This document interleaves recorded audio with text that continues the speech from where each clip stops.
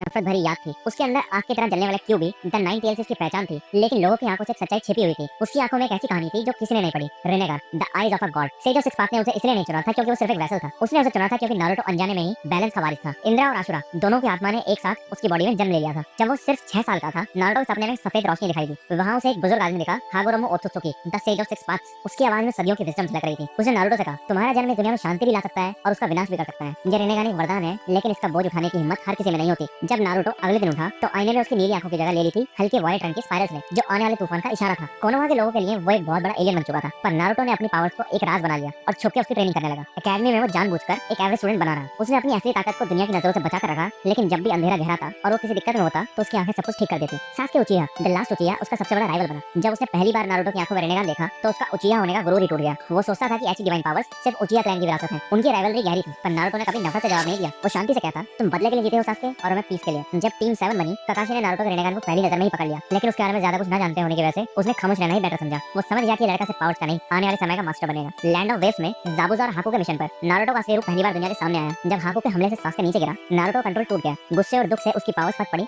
उसने देवा पाथ का इस्तेमाल करके हाकू को बिना हाथ लगाए हवा में उठा लिया और एक झटके में पूरे बैटलफील्ड को साफ कर दिया। काकाशी ने जो देखा उससे उसकी सांसें रुक गई। ये एक ज्ञानी की ताकत नहीं थी, ये एक गॉड बनने की शुरुआत थी। जिराया की एंट्री नारुतो की लाइफ में एक बड़ा मोड़ लेके आई। वो नारुतो को माउंट म्योमो को ले जाता है, लेकिन इस बार ट्रेनिंग सिर्फ सेज मोड तक सीमित नहीं है। Jiraiya says of six path की हिस्ट्री जानता था, नारुतो का असली गाइड बनता है और उसे सब कुछ बताता है। नारुतो ने वहां ऐसी टेक्निक सीखी जिनके बारे में लोग सिर्फ कहानियों में सुनते थे। चिबाकू टेंसे एक छोटा सा ब्लैक स्फीयर जो हाथ से छूटकर आसमान में एक नए मून बनाने की ताकत रखता। आउटर पाथ जिंदगी और मौत के साइकिल को कंट्रोल करने वाला revival jutsu. Demonic statue of the utter path उसने गैडो स्टैच्यू को समन करना सीखा, लेकिन उसे कंट्रोल करने की कोशिश नहीं की, बल्कि उसने उसकी पावर को समझा। जब चूनिंग एग्जाम्स हुए, नारुतो ने अपने कंट्रोलर पावर से सबको हैरान कर दिया। गारा जो मानता था कि उसके जैसा कोई नहीं, नारुतो के सामने हार गया, लेकिन नारुतो ने उसे मारा नहीं, बल्कि उसके दिल के दर्द को समझा और उस दिन दो जिंचुरोगी एक दूसरे के दुश्मन नहीं, दोस्त बन गए। सास्के इताची से मिलने के बाद नफरत के अंधेरे में और गहरा डूब जाता है। वो पावर्स की तलाश में ओरोचिमारू के पास जाता है। नारुतो से रोकने के लिए उसका पीछा करता है और वैली ऑफ द एंड में उनका टकराव होता है। यहाँ नारुतो की एक और एबिलिटी जागती है, लिम्बो क्लोन्स। शैडो क्लोन्स जो एक अलग डायमेंशन में एग्जिस्ट करते हैं, जिसे सिर्फ रेनेगान यूजर ही देख सकता है। सास्के अपने कर्स मार्क के सेकंड स्टेज में ट्रांसफॉर्म होता है, उसकी पावर्स कई गुना बढ़ जाती हैं, लेकिन नारुतो के सामने वो अब भी एक बच्चे जैसा है। नारुतो के लिम्बो क्लोन्स ने सास्के को बिना कोई मेहनत किए ही रोक लिया। उसने सास्के को मारा नहीं, बस उसके पास बैठकर कहता है, मैं तुम्हें इस अंधेरे में अकेला नहीं छोड़ूंगा सास्के, तुम्हारा दर्द मैं पूरी तरह समझता हूँ। जब नारुतो यानी पेन कोनोहा पर हमला करता है तो इस बार नारुतो विलेज से बाहर नहीं था, वो वहीं मौजूद था। पेन के 6 पार्ट्स आते हैं, हर एक के पास रेनेगान की अलग पावर्स थी। लोग दहशत में थे, लेकिन नारुतो उसके सामने एक दीवार की तरह खड़ा हो गया। ये लड़ाई दो लोगों की नहीं, दो आइडियोलॉजीज की थी। एक तरफ पेन था जिसका मानना था कि दुनिया को असली दर्द का एहसास कराए बिना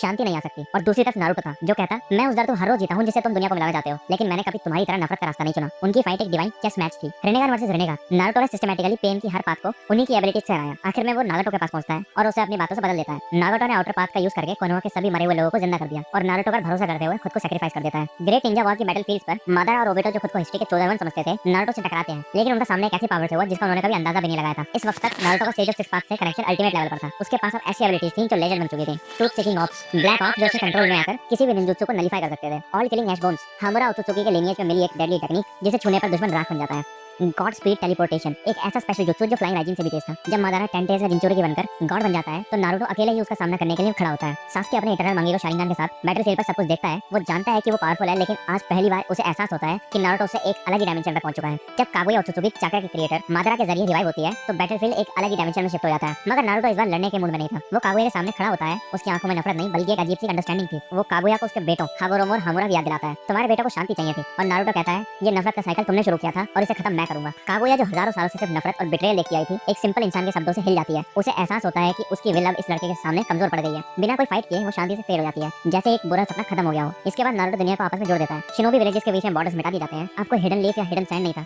सिर्फ एक यूनाइटेड वर्ल्ड थी। शिनोबी अब सोल्जर्स नहीं बल्कि लोगों के प्रोटेक्टर्स बन जाते हैं। सब चाहते थे कि नारुतो होकागे बने, लेकिन वो मना कर देता है। मुझे कोई कुर्सी या टाइटल नहीं चाहिए, वो कहता है, मुझे बस लोगों के दुख को समझना है और उसे दूर करना है। वो सेज ऑफ सिक्स पाथ की तरह दुनिया के लिए एक स्पिरिचुअल गाइड बन जाता है। सास्के अपने अंदर की नफरत से आजाद होकर शांति से जीना सीख लेता है। गारा काज़ेकागे बन जाता है और नारुतो के विजन को आगे बढ़ाता है। सालों बाद बूढ़ा होकर नारुतो एक छोटे से पीसफुल गांव में बच्चों को चाकरा का असली मीनिंग सिखाता है कि ये लोगों को आपस में जोड़ने के लिए है, उन्हें तोड़ने के लिए नहीं। उसकी आंखों में अब भी रेनेगान